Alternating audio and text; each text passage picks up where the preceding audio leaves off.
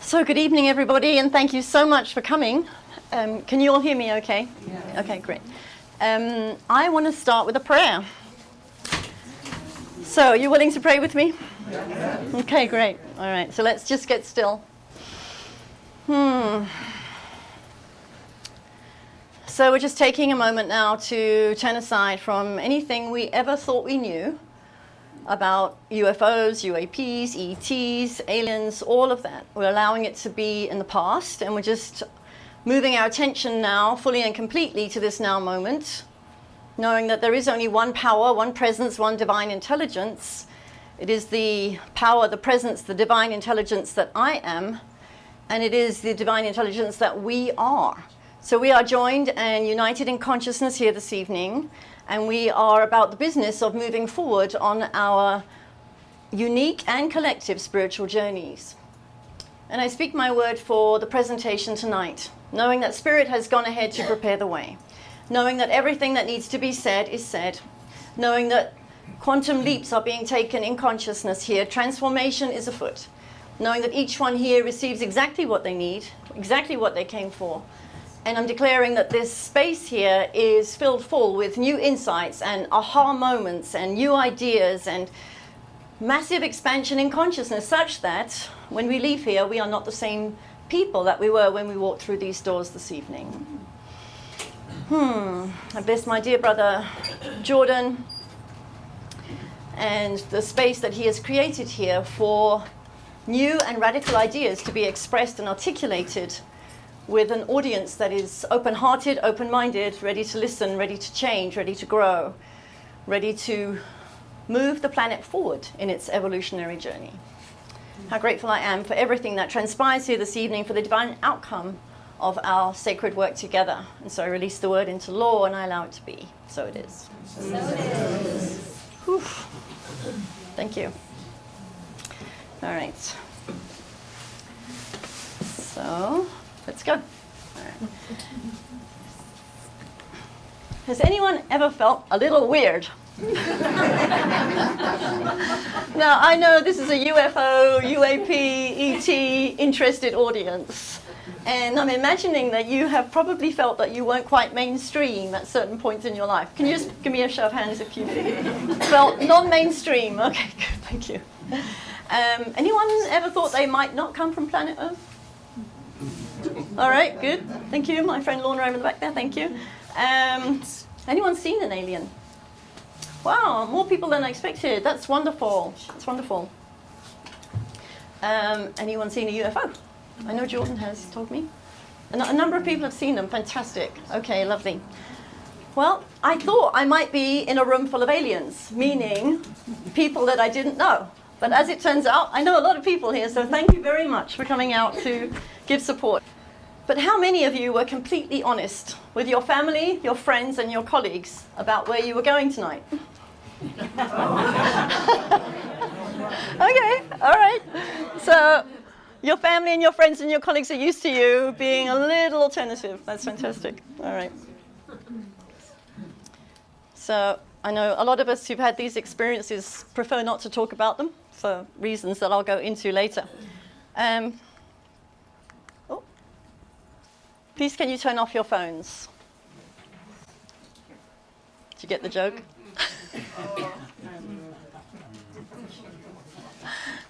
It's easy to abduct people when there's free Wi-Fi. So what are we going to be covering tonight? The relationship between spiritualities and extraterrestrials, the taboos around UFO, ETs, UFOs, and UAPs, and how we can break through the taboos and be a beneficial influence personally, politically, and planetarily. I don't know if that word planetarily exists, but I made it up and I like it. And I will be sharing my personal experiences of meeting ETs and alien abductees. So, what qualifies me to speak on this topic? Well, I'm sure a lot of you are far more qualified than I am. You've done research. I know Jordan's been very fascinated by ETs and UAPs for over 20 years, his whole life. Anyone else here, like Jordan, like at least 20 years of following the Oh yeah, quite a few of you. Okay. So that's not been my path, but I have been on a conscious spiritual journey since I was age 27, and now I'm 65. So it was during the same year that I started my spiritual journey that I met the ETs. Interesting. And I'll tell you about that later. And another quick story before we move on. I was at a spiritual retreat on October the 7th, and I was doing the reading and researching for this topic during my free time. And I started to feel really, really overwhelmed with the breadth of knowledge that's available, that's out there around this subject. And what I did was an amazing spiritual thing. I surrendered. God, I can't do this on my own. I need help. Please, please use me as an instrument. Let me say what I need to say. So I surrendered. I didn't try to read everything that there was to read and watch everything there is to watch about UAPs. And then I went into dinner at the retreat. And bear in mind that I'd been at the retreat all day. So I'd been to breakfast in the dining room. I'd been to lunch in the dining room. But when I walked into dinner, this is what I saw. Star beings. What a lovely sign. And it was a Catholic retreat. It's St. Rita's in Gold Hill, if you know that. And normally when you see saints depicted in a Catholic retreat, they have the round halo. But these ones had the star. So it was a sign for me. And when I was 27, as I said, I started studying the science of mind. I trained in America for 10 years to become a minister in this teaching. And I started the first multiracial New Thought church in South Africa to heal the legacy of apartheid. And it's still going strong today, so it's fabulous. Yeah, we've just celebrated 23 years. But I wanted to tell you about South Africa. I moved there, first of all, in 1985. And it was under apartheid then.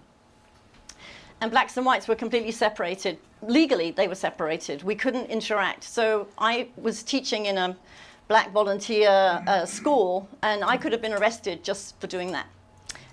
And so I had the experience of being alienated from the people that I was actually living in the same country as. And blacks, I know, felt very alienated from white people. So it seems like this is not related to UFOs and aliens, but it's related to the fact that how do we deal with people who are other, who look other, who think other, who speak other? That's the whole issue around spiritual growth that I'm going to be looking at here today.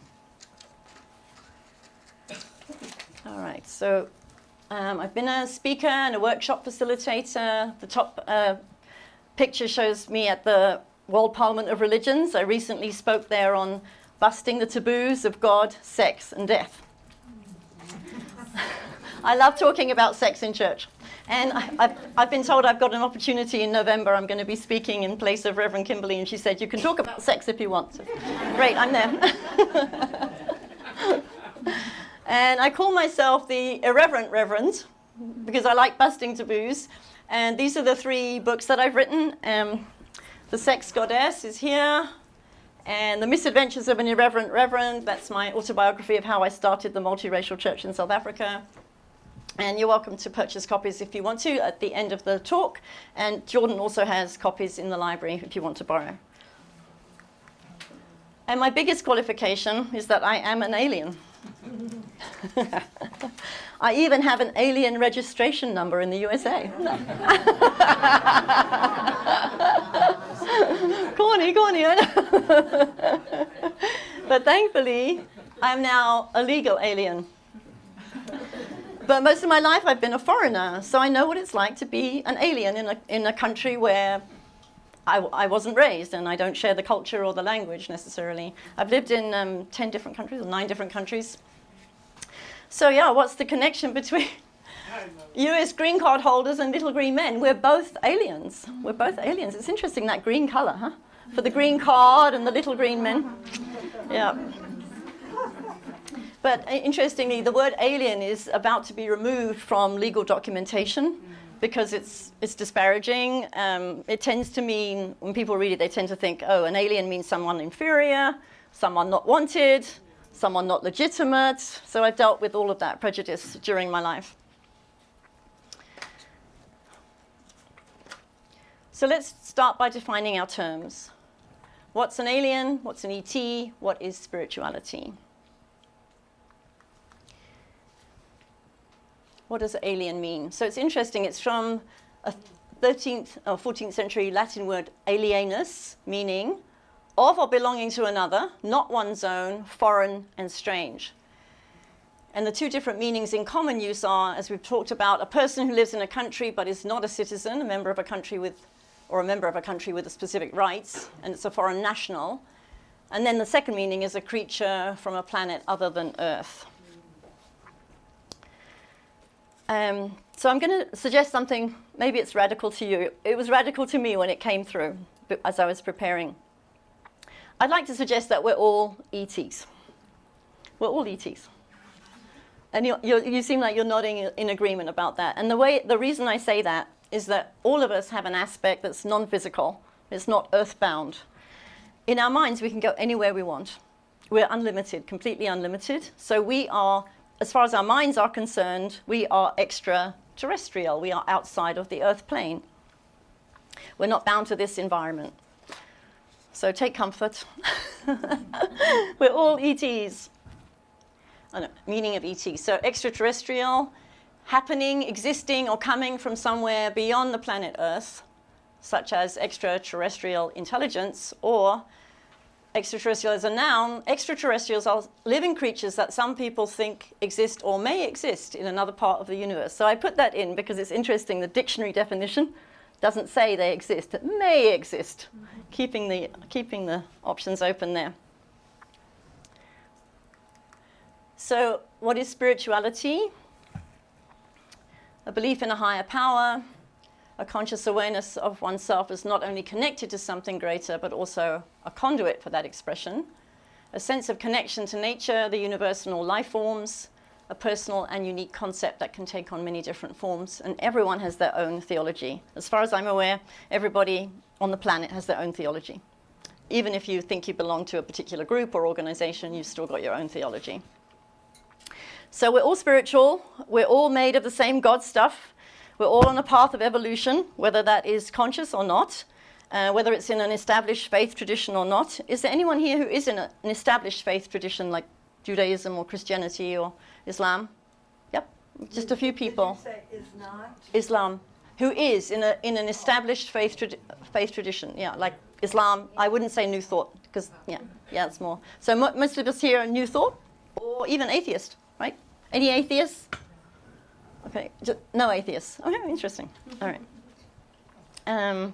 So mostly I imagine we classify ourselves here as spiritual but not religious. Does that fit? Yeah, yeah, spiritual but not religious, yeah.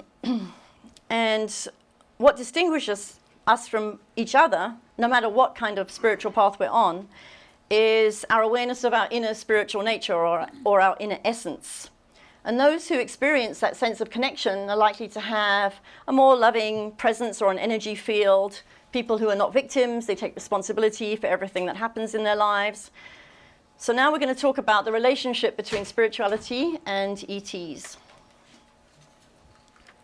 So, so interesting when the space program got started and the astronauts went up and to outer space and started looking at the Earth from outer space, and a number of them had spiritual experiences.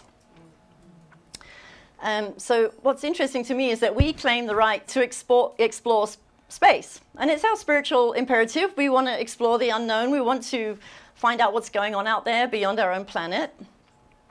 And we're curious. And we're curious about not only is there intelligent life out there, but maybe we're curious also about the possibility of sustaining human life on other planets too. But do we grant the same rights to ETs to be curious about our planet? No, they can't come, can they? They're not supposed to be here, right? Would you say that? That we no, okay, Ray's shaking his head. Come on down. Oh, you're welcome. Okay, so I guess I'm talking what I believe to be the mass consciousness. Like, it's okay for us to go out there, but for them to come here, not so okay. We've got a double standard, I think. So when we experience the aliens coming here, we can call it an invasion. Maybe they're calling it invasion when we go out there too. I'm sure they are. In September 1989, I landed in Los Angeles, USA, to start my ministerial training. And I was at the Santa Anita Church in California, in Arcadia, California. Does anyone know that church is next to the racetrack? You might have heard of Santa Anita racetrack. And one of the congregants had, he had seen my CV. Do you call it a CV? No, you call it a resume. He'd seen my resume. He was the scientist at JPL. And he wanted to give me a job as an interpreter. That never worked out. But he saw my resume and he thought, oh, she looks really intelligent. I'd like to date her. So he offered me a green card. Nothing happened. That never worked out. But we did date. He got his wicked way, and we did date. And every morning for the next few months, so it was like February 1990, we started dating until about July. It was never meant to be a romantic relationship. In fact, I really don't know why we got together, except for the overriding purpose that every morning we would pray together. So Ted was working on the Galileo project at JPL. He was one of the team leaders. What's JPL? Oh, JPL, Jet Propulsion Lab, part of NASA, yeah. So he was, thank you for asking. He was one of the team leaders, and he was instrumental in getting the Earth rotation movie pictures scheduled in the first Galileo Earth encounter. Because he had been aware of the astronauts going into space and seeing Earth from outer space, and he wanted people to actually see the Earth rotating in space. And he thought that would give humanity the same kind of transformational experience that the astronauts had had. And so it was really, really important to him to get this movie made. So that's what we prayed for every morning. And he had a number of, he called them detractors at JPL, who didn't get his magnificent vision, so they weren't that interested in making the movie. But so he and I, anyway, we worked with it in prayer, and the movie was made. So there it is. And he got lots of awards from NASA. He was a brilliant man, but a lousy date.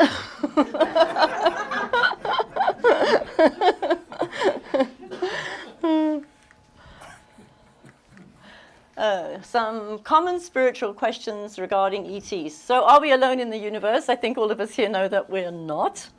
Do ETs fit in the same category as otherworldly beings like angels or demons? What do you think? Yes or no? Do angels, demons, ETs, is it the same category? No. What do you think? Not sure? No. Okay. Definitely not. Okay. Are ETs malevolent or benevolent? Who thinks they're benevolent? We don't know. Who thinks they're malevolent? Could be either way. Could be both, could be either. Yeah, okay. And who believes that ETs did play a role in the creation of humanity? Yeah, quite a few, yeah. And what other questions have you had? I'm interested. Any other questions about ETs? I don't know that we'll cover it all tonight, but I'm curious about your curiosity and your questions. Do you believe they harm Well, okay, let's do hands up and then I'll repeat it back for the, yeah? Do you believe they harm humans? Some might, yes. She asked me, do I believe that ETs harm humans? And I'm saying some might. I don't know for sure. I haven't got my own evidence about that. Another question. Are they here widespread now, and how do we recognize them? Ooh, good question. This lady asked, are they here now? And how do we recognize them? I haven't got an answer for that. Anyone? Yeah? If they helped us in the past, how come they haven't been back in such a long time? The gentleman asked if they've helped us in the past, how come they haven't been back in such a long time? Okay, I'm curious about your questions. I'm not sure that I'm going to be able to answer them all. Sometimes I don't know, and sometimes it's just not part of the talk, and I can't get too far off track because I've got lots to cover with you. I sense about that they are helping us, and that we might not be aware of it. Yeah. Thank you.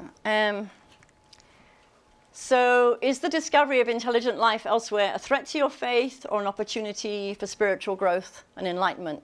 I'd say for most of us here, it's an opportunity for spiritual growth, right? But I think there are some people in certain faiths that, especially if they believe that humans are the center of the universe, it's going to be a problem to admit the possibility of intelligent life. And what if they're more intelligent than we are? Which I think they probably are. Yeah. It's a bit of an ego bruise to discover that we're not the most intelligent and we're not the most superior species.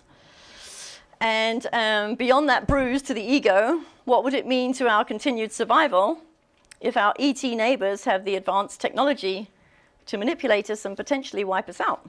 That's scary.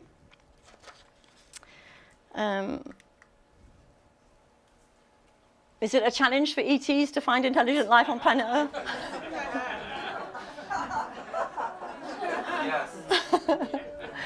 So you can't see that there's an ET landing and saying, we're searching the universe for intelligent life. Where's the next closest planet?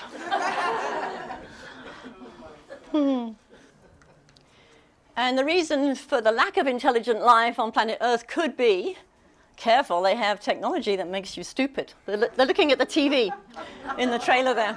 Yeah, TVs can make us stupid. And our priorities can sometimes be a little superficial. So the ET says, we come in peace, bringing a cure for cancer, a solution to global warming. And hey, where are you going? And there's a bunch of press guys saying, J-Lo had twins, J-Lo had twins. They're running in the opposite direction.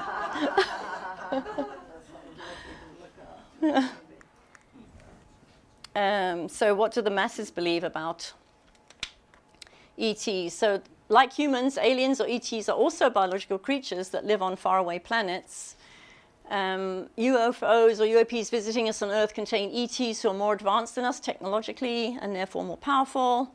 Their evil intentions are to steal our resources, conquer us, and maybe even destroy us. I don't think this group thinks that way. But do you sense with me that that's like maybe the mass consciousness around ETs? That's what I'm thinking, yeah. And maybe some alternative, more life-affirming beliefs about ETs. They're more spiritually and technologically advanced race. That's not a bad thing. And they're trying to help us save our planet. I think a lot of you here already believe that. They may have played and may still be playing a role in our human origins, hence the star children. And the great spiritual leaders of ancient civilizations may indeed have been ETs. Who believes that too? Yeah, like the pharaohs and yeah. After I started doing this research, I got to the firm conviction that Jesus the Christ was an ET. Who else believes that? Yeah. So just look at this beautiful religious painting. Can you see the glowing orb in the sky with the direct golden link to Mary? It's beautiful, isn't it? Yeah, so there's a number of religious artifacts or paintings that show orbs and spaceships close to Mary when she was given the word from Gabriel that she was going to have a child. And then what's interesting to me is that, so say Jesus the Christ is an ET, say he was or is. And here he is praying and giving out a message of love and telling people, love one another, love your enemies. And what did they do to that? They crucified him. So, yeah, and so possibly what I'm saying that for is because possibly ETs are coming to Earth to help us. And meanwhile, there are space, aeronautical organizations that are trying to shoot them down, trying to get rid of them. So it's the same syndrome as far as I'm concerned. One of the historians, a Christian historian, he said, the disk in the sky is a vortex of angels in the clouds. So the church can't say it's a UFO, of course. They have to make it up that it's something completely different. And were the Egyptian pharaohs ETs? I believe they were. And you can see this is Akhenaten. Akhenaten was one of the important pharaohs, and some of you probably know already that he started monotheism in Egypt. So he decided to worship one god rather than the collection of gods that had typically been worshipped in Egypt. And his wife, so you can see in the picture on the right, his wife is Nefertiti. Nefertiti is so famous for her beautiful crown. So the crowns that the pharaohs used to wear are often very weird shaped. And I suspect that they had alien weird shaped heads. And that's why they had weird shaped crowns. So Akhenaten and Nefertiti were the parents of Tutankhamun, the boy king whose grave was, or whose tomb was discovered in 1920s, I can't remember the year. Oh, sorry. Where does the fear of aliens / the other, that which is not like us, come from? So you know what I could have put here? I could have put a picture of the war between the Israelis and the Palestinians, because it's the other, isn't it? They're fighting the other. So whether it's aliens or our brothers and sisters who might have a different skin color and a different language and a different religion, it's the same. So you and I all have a fear-based, finite aspect of our humanity, and it's called the amygdala. It's a part of our brain. It's the reptilian part of our brains. It's intent on survival on Earth in the human condition. It's always on the alert for danger or the threat of danger. It has a fight or flight or freeze response to danger or imagined danger, and it reacts from emotion without thinking. I know none of you do that. So when we live from that part of our brains or live without the conscious awareness of ourselves as something more than that, basically we're in the rat race. And if you win the rat race, you're still a rat. So it's not a very joyful or productive or fun place to be, but a lot of people are still there. And so along with that reptilian brain setup, we've got childhood fears that get established in childhood. So I'm a big fan of Gabor Mate. Anyone else heard of him? He does a lot of work with addiction recovery and CPTSD. And he says kids get traumatized because they're uncertain about the future, they don't have enough information, and they have no control over events that impact them directly. That's where the trauma gets set up. So he's a great person to speak about this because he was born in 1944 in Hungary. He's a Jewish man, obviously. And he was born during the Holocaust, and he was alone without his mother for almost a year because she was in hiding to avoid being taken to the death camps. So in his very early years, formative years, he was already programmed with a sense of abandonment, a sense of terror, just based on the environment that he lived in. And guess what? A Jew in the Holocaust had uncertainty about the future, not enough information about what was going to happen next, and no control over events. So that's when the trauma really starts to get activated. So we've got that going on. We've got fear-based reactions to life, and we've got a layer of trauma on top of that. And we've also got a love-based, holistic, infinite aspect of our humanity, which includes the inner yearning for freedom, expansion, and connection with something greater than ourselves. So that's why we're all here tonight. We're looking for something greater, something to connect with, that's more than this human condition. But our minds are so creative and so powerful that if you and I believe there's a burglar in the house, everything in our bodies and brains will start to react as if there is. We'll get the release of a chemical cascade of adrenaline, and we'll really believe there is a burglar in the house. And when I know for myself, when I first moved here, I moved from South Africa, and as a white woman living in South Africa, it was a very, very dangerous place to be. And any noise in the night could have been a burglary, and it could have represented a rape or murder. So just the branches of a tree rattling against the window, we all got really panicked. So when I first moved to Oregon, I couldn't believe how safe it was. It was just, what? People go to bed at night and they just shut their doors and they shut their windows and they don't even think about somebody breaking in. That's amazing. It was really new for me. So I remember one night, just soon after I'd moved here, I heard a loud bang. I didn't know it was the ice maker. I thought it was a burglar.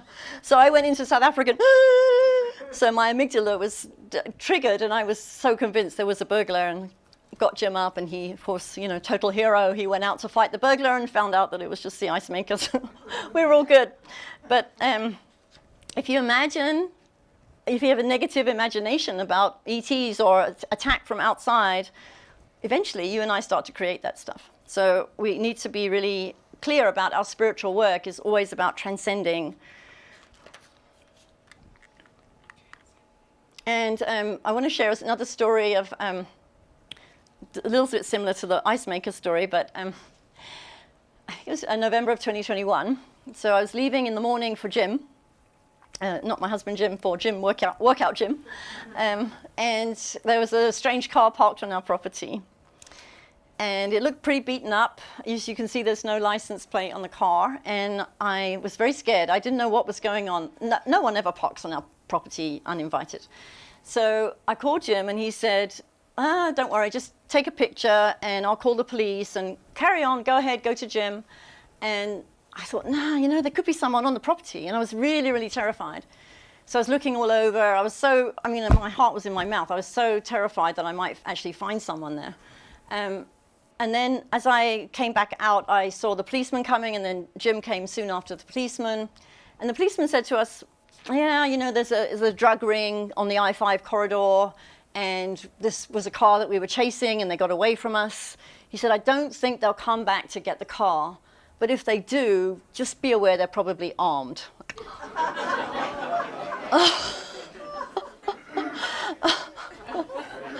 So he said, you can tow the car, no problem. The tow company will come and get it. Here's the number. And so anyway, so then I left.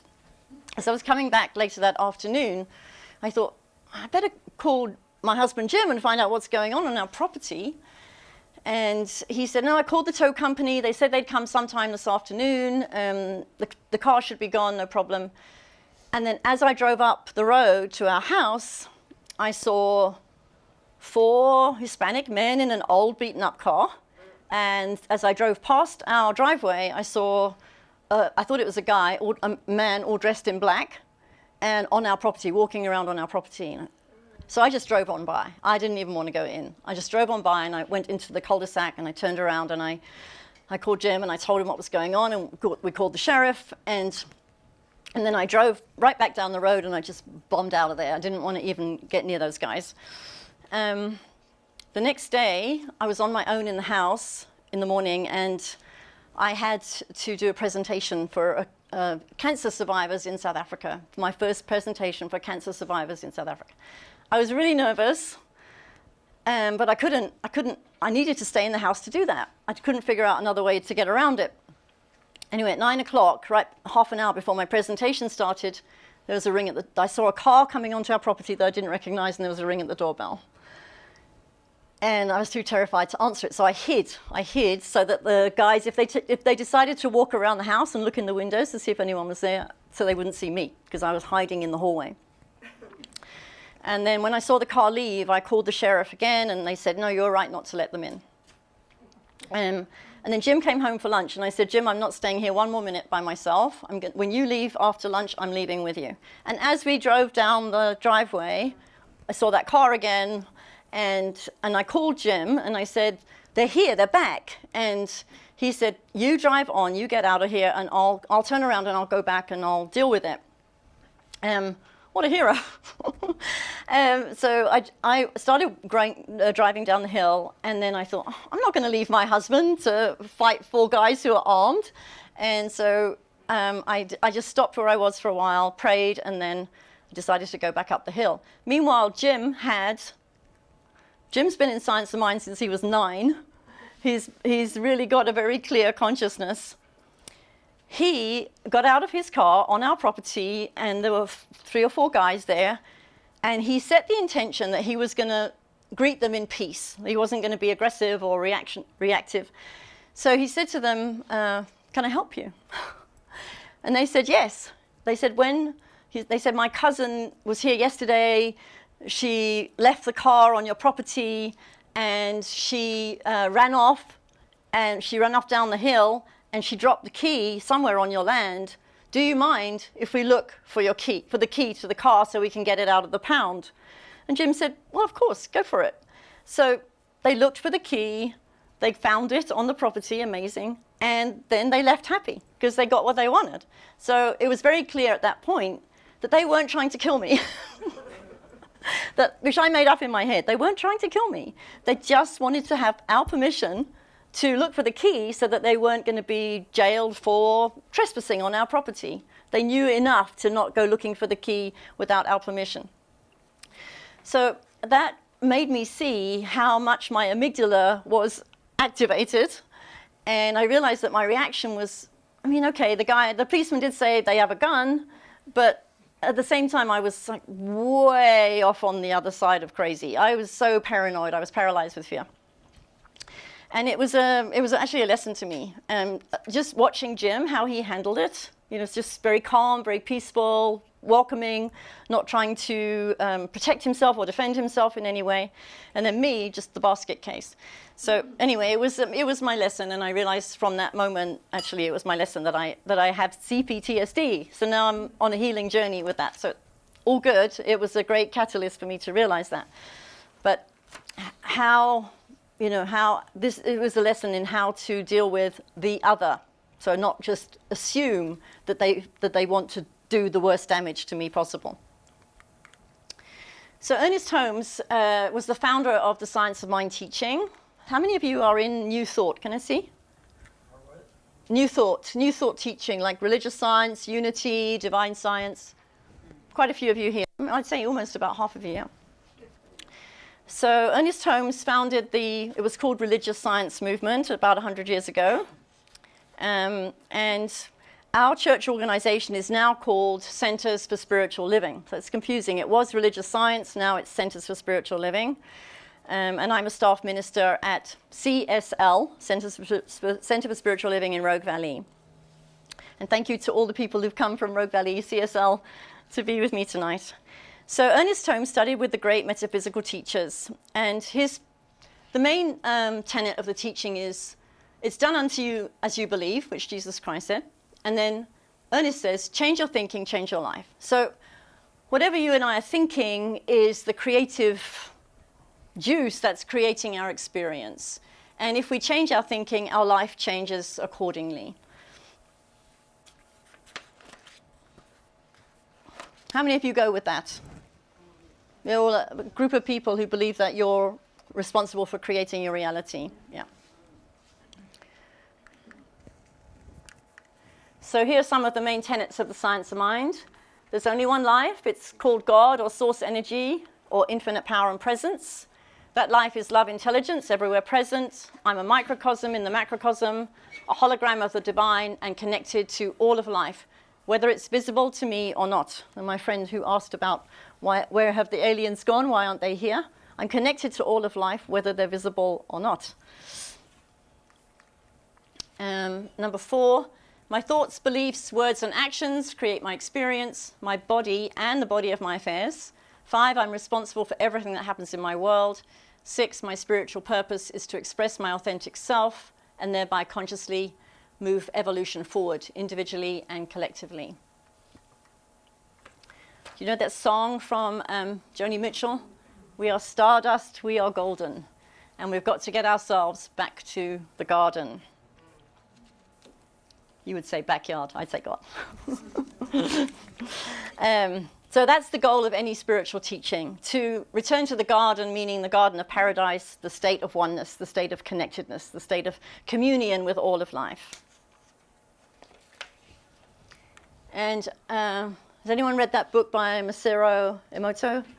So he discovered that water reacts to positive thoughts and words, and also to music. And you can even clean polluted water through prayer and positive visualization. So you and I, did you want to say something? Yeah, I just have a question about that. Okay. I mean, when discoveries are made in science, people build upon them, and then they win Nobel Prizes. So why hasn't anyone built upon this if it's really an accurate and true statement? I wish I could answer that question, because to me it is accurate. Of course, I mean, there's so much photographic evidence of the crystals in water changing from, if you play heavy metal, the crystals are all like, the water's looking chaotic, and if you play something beautiful and harmonious like classical music, the water arranges itself into beautiful crystals. So it's interesting, when I was researching him, he was called a pseudo-scientist. Horrible, huh? Because clearly he is a scientist, and a spiritual scientist as well. But yeah, I'm sorry, I can't answer that question. Why isn't he given more recognition? But the point is that you and I, so he proved that thoughts create reality, or thoughts at least impact reality. And you and I are 70% water. So all of our thoughts, all of our beliefs, all of our emotions are busy creating what we're experiencing from moment to moment to moment. So it's really important to be conscious about our thinking. So Einstein, a spiritual giant as well as a scientist, the most important decision we make is whether we believe we live in a friendly or a hostile universe. Interesting, huh? And the focus of your attention determines your experience. Anyone relate to that cartoon? Brain, look, there's so much good happening over here. No, no, no, not now, I'm busy. I'm focusing on the stuff that's not working. So what our spiritual growth is about is making the conscious shift from living and reacting as a conditioned finite human to expressing and responding as one who is connected to the universe, desiring only the highest and the best for all of life. So we've got the alligator, who's the reptilian, reactive part of us. And then we move to starting to honor our spiritual center through prayer, meditation. And then as we do that, as we become more in touch and in tune with who we really are spiritually, we have greater connection with everybody and everything on the planet. And now we're going to talk about taboos. So we've covered spiritual growth and spirituality. We're going to talk about taboos. Oh, sorry. Since I've had my spiritual awakening, I could finally put my ego aside, and now I'm so much better than all of you.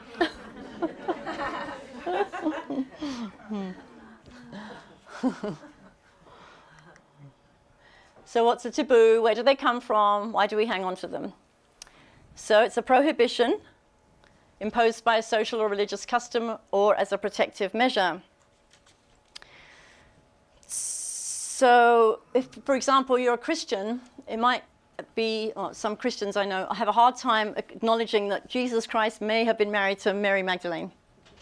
Who believes Jesus was married to Mary Magdalene? Yeah, me too.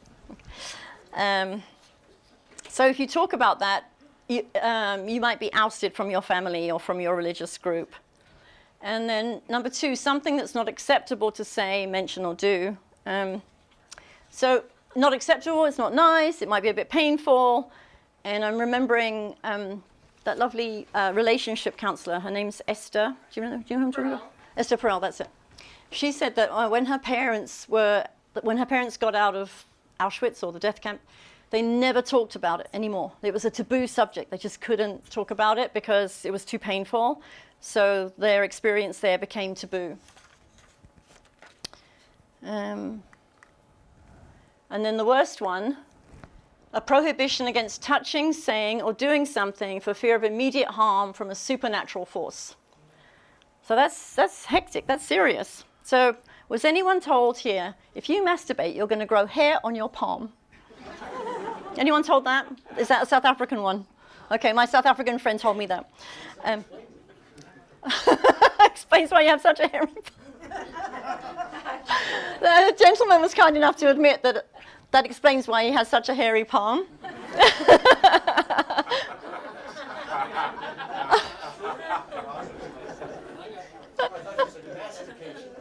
Oh, yeah.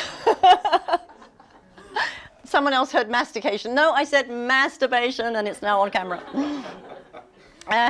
So maybe I don't know. I was told that if I got pregnant before I got married, I would be thrown out of the house. Anyone else got that? You know, the older ones, I guess, yeah. Not so much now, but yeah. So the supernatural force would be my mother in that case.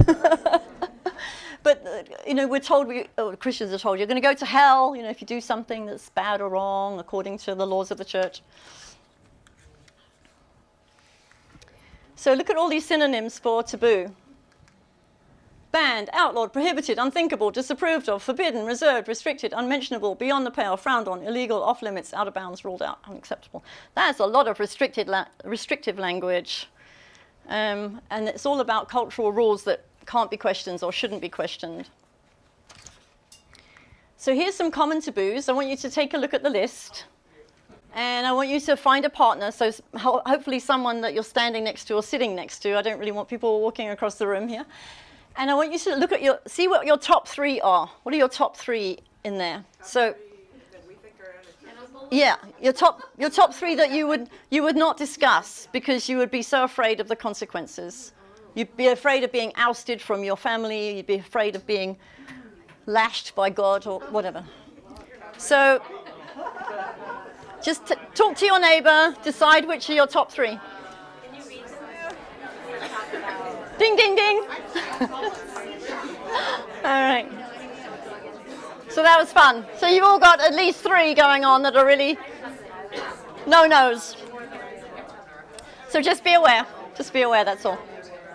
So remember that we have fear and superstition, and those are the origins of taboos. But the taboos are in our own minds. They're not real. They're not real. Because because in some cultures it's fine to talk about salaries. And as a Brit, it's not fine. For Americans, it's not such a bad thing. So it's arbitrary. So we know it's not a reality. It's not a law of the universe. They're all in our own minds, and they're passed down through generations, and we inherit them as part of our cultural heritage. So it's up to us to be aware of them and question them.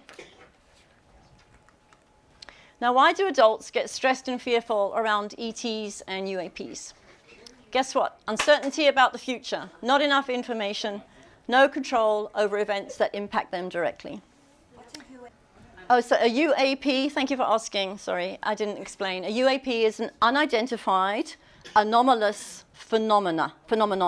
Yeah, phenomenon. So it's used almost interchangeably with UFOs. But an unidentified flying object, it might be something else in the sky that doesn't fit that.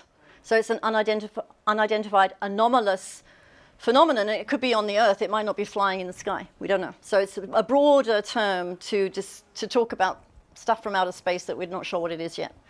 Question? What does anomalous mean? If it's an anomaly, it's out of the ordinary, unusual. It doesn't belong in any particular category or grouping that you can identify. It's unidentified. Yeah. Unidentified, yeah. So when there's mass hysteria in the public around the whole UFO, UAP issue, my sense is that people are reacting from their trauma-based past. They don't have enough information. They're uncertain about the future. What will happen if the ETs land in my backyard? What am I going to do? The government hasn't come out with any game plan for that eventuality. So we're uncertain about the future. We don't have enough information. A lot of stuff's been kept secret. It's kept behind closed doors. So that creates terror, because what happens if you don't know something for sure? You make stuff up. Your imagination can run wild, like me when I was dealing with the gangsters on our property. They weren't even they were just nice guys. Yeah. And if you have no control over events that impact you directly, that's also scary. It's scary to feel powerless in the human condition. That's very scary. And if you and I don't address the childhood trauma that we're living with, it will show up in various aspects of our lives. It's not going to go away. So something that's like this, which is there's a lot of secrecy around it, that's a good catalyst or a great trigger for childhood trauma. So why is the government secretive around UAPs or UFOs? To protect national security, to prevent panic, and to cover up the existence of extraterrestrial life. So the secrecy leads to a lack of transparency and a lack of accountability.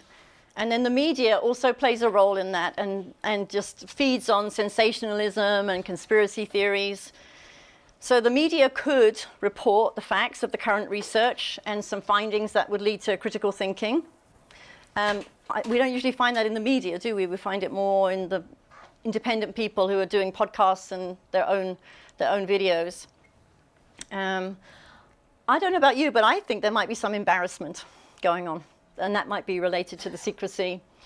If if the government doesn't know what's going on, can't say for sure, it makes the government look like maybe they're not so powerful. Maybe they're a little too weak. Maybe they don't really have a plan or don't have a clue about what to do in the eventuality that the ETs might land here and want to take over. So to be out of control is a scary thing. And if you're out of control, you might want to go into denial about that and be secretive about that and pretend to the world that you're in control. I don't know, what do you think? Anyone want to put their hand up? And the reasons for government secrecy. Anyone got the? I think there also may be technological reasons why they may have acquired some of these craft and maybe don't want to let us know about it. Mm-hmm. Yeah, so the government might have obtained some of the craft and don't want to let in on what they've discovered so far. Yeah, yeah, Alan. Yeah, there's some information out there that maybe they have actually retro-engineered some of the stuff. And if you actually see a flying saucer, it may or may not be ETs. It may be your own government. So there's that kind of information that's out there. Now, how true it is, I don't know. Okay, so that just for the recording, Alan said that that the government may have retro-engineered some of the crafts, so they may not be ETs. They may be actually government crafts that are flying in the air, so we can't even tell. Yep. Okay, let's move on. I love this. 50,000 people can be wrong about seeing and hearing something that did not exist.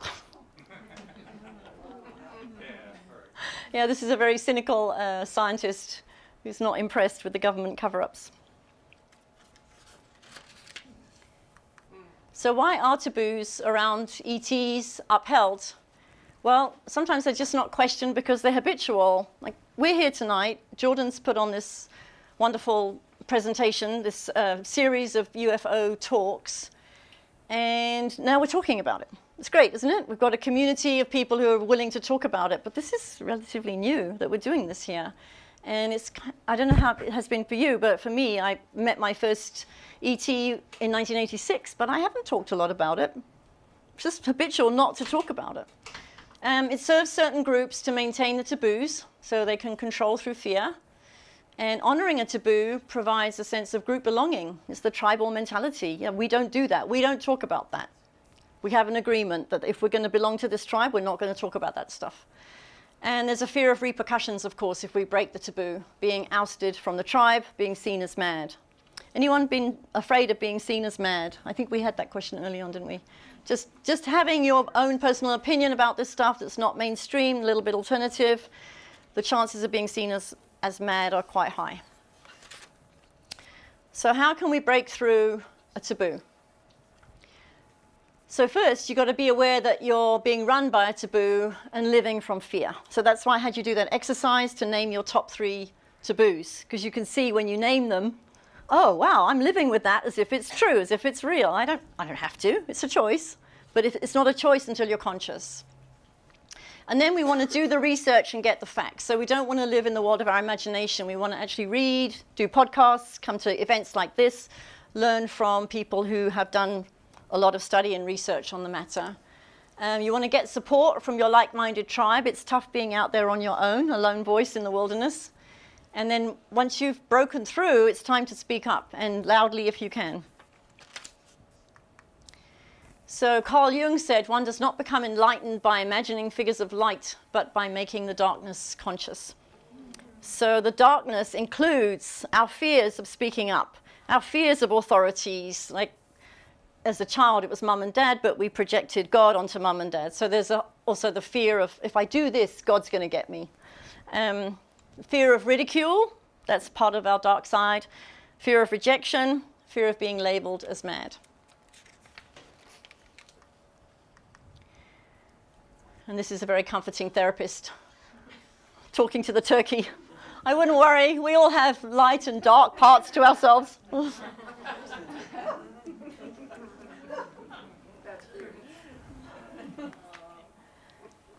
So the MeToo movement was a fabulous taboo buster in 2017, and it was all about speaking out against the sexual harassment of women. And women didn't dare to speak up because they were afraid of losing their job or afraid of losing opportunities, particularly with Harvey Weinstein in the movie industry. And then Black Lives Matter. At last, people are speaking up about the race issue, about systemic racism and police brutality. So these people are busting taboos, and it takes courage because you can see what the consequences might be. And in the case of Floyd, you know, that was a tough consequence. And here we've got some taboo busters at Rogue Valley Metaphysical Library. Who's been to the last 2 events? Oh, great, about a quarter of you, yeah. So we've got Danny Sheehan and Steve Bassett, who were the first presenters, and their talk went viral. Did you know that? Had about 10,000 hits within a couple of days. Wow. Yeah. So they were our first night speakers, and they're the ones who've been really proactive in getting the government to disclose information about UFOs and ETs. And something that Danny said that has stayed with me is that he understands that if we don't get our act together, and if we don't start taking care of the earth, then there's a possibility that as the human race, we might be exterminated, because the alien intelligence or ET intelligence that's watching us and wanting us to shift and change and transform and take care of our planet, they might just run out of patience, since we're not doing such a great job right now. So that's the couple on the two on the left, and then on the right we have Marianne Robb and Dave Rich from Phoenix, and they are retired policeman, policewoman, and they just started a support group for policemen who see, or policewomen who see UAPs in the course of duty, because they explain very clearly that if a policeman says, you know, I saw a skinwalker, or I saw an unidentified flying object, that they are then seen as crazy, and as a witness, their word has no power in court. So if they can't testify in court, then they lose their jobs ultimately. So it's a very scary issue for policemen to start to talk about what they've witnessed as they've been out on the road working for the police force. So they're not just a support group, but they're advocating for more transparency around this issue, and also it's not fair that you have to lose your job just because you've seen something that most people don't want to admit that you've seen.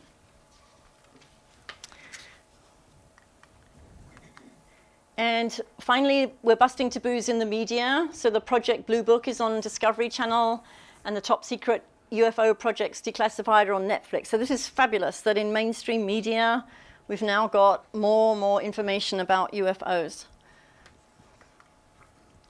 And here are the benefits of busting through the taboos.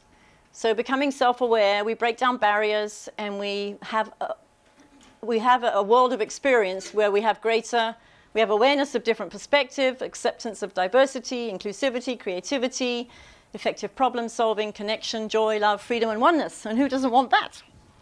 So that's the result of busting through taboos. We become more free. And here's my friend Patrick McCollum. Anyone heard of him? Yeah, he's a wonderful peacemaker.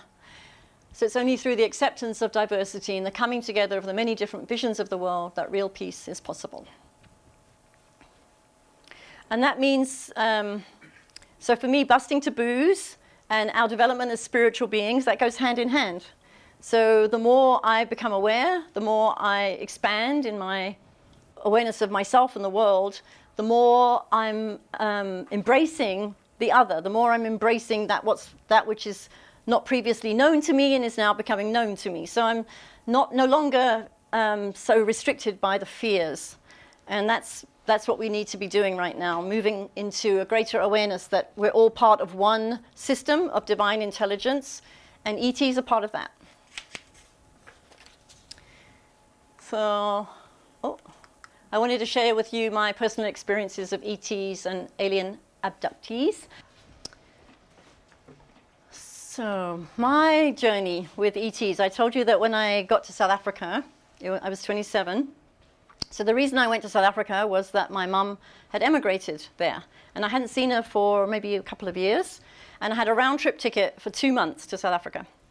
And I thought I would hate it. It was during the time of apartheid. I thought I'd hate it. I would I'd do my 2 months to see my mum, and then I'd be right back to Europe, where I had been living with a gangster in a squat in Amsterdam. I was gonna Do you know what a squat is? Do you use that word here? Studio? A squat? No, a squat is in a building that's set for demolition. Yeah, a squat. Yeah, a squat. You know what a squat is? Yeah. So I was living in a squat in downtown Amsterdam with a gangster. So I was.